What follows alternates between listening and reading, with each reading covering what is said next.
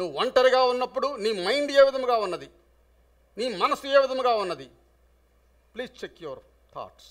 మీ ఆలోచన ఒకసారి చెక్ చేయి. నువ్వు వేరే స్థలంలో ఉండవచ్చు, ఒక అడవిలో ఉండవచ్చు, ఒక పట్టణంలో ఉండవచ్చు, ఒక హోటల్లో ఉండవచ్చు, ఒక విమానంలో ఉండవచ్చు ఒంటరిగా. అంటే నీకు నువ్వు ఒంటరిగా. అలా ఆలోచన మనం చెక్ చేసుకున్నట్లయితే దేవునికి సంబంధించిన ఆలోచనల, దేవునికి సంబంధము కాని ఆలోచనలో మనం ఉన్నామా అనే విషయాన్ని మనం గమనిద్దాం. చాలా సమయాల్లో దేవునికి సంబంధించిన ఆలోచనలోనే మనం కలిగి ఉంటాం. మనం ఒంటరిగా ఉన్నప్పుడు అక్కడే భక్తి కనబడుతుందండి.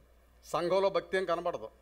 సంఘంలో అందరూ చక్కగా బట్టలు వేసుకొని పాటలు పాడుతూ కానుకలు ఇస్తూ చాలా హ్యాపీగా సంఘంలో అందరూ ఉన్నట్లుగానే ఉంటారు.